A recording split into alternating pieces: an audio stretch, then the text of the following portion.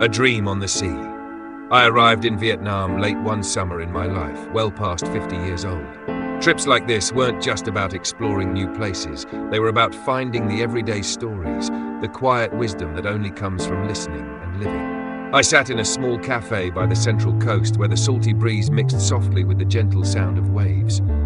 The cafe owner, a friendly Vietnamese man, told me about Mr. Lam, an old fisherman living nearby, who carried a big dream in his heart, a dream he never let die.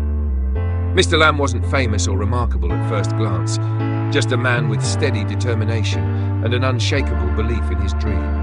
To own a fleet of fishing boats so he and his friends could venture far into the sea, catch plenty of fish and shrimp, and change the life of their whole village. I listened, gazing out toward the shimmering sea, feeling the salt in the air as if I stood there myself under the warm golden sun. Mr. Lam was in his 60s, his hair silver white, his frame small but his eyes still bright with longing. Born and raised in this small fishing village, the sea was more than just a livelihood. It was an endless source of inspiration.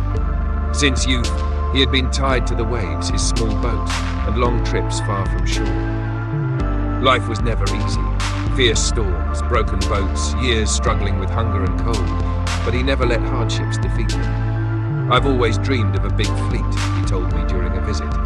"One day I want to set sail on strong boats with many companions, to catch plenty, so the village won't have to live in poverty anymore." I looked at him, seeing the firm resolve in his eyes, knowing this wasn't just empty talk. Despite his age and life's trials, every day he took steps closer to his dream. He was not alone on this journey.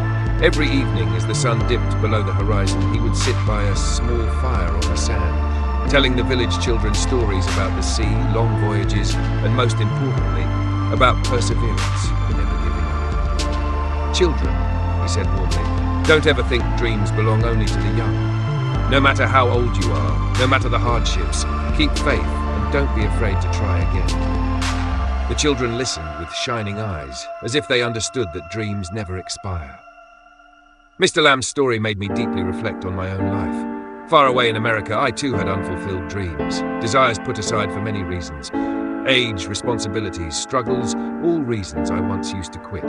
But his story rekindled a flame of hope, that it's never too late to start anew, to refresh yourself, to live passionately.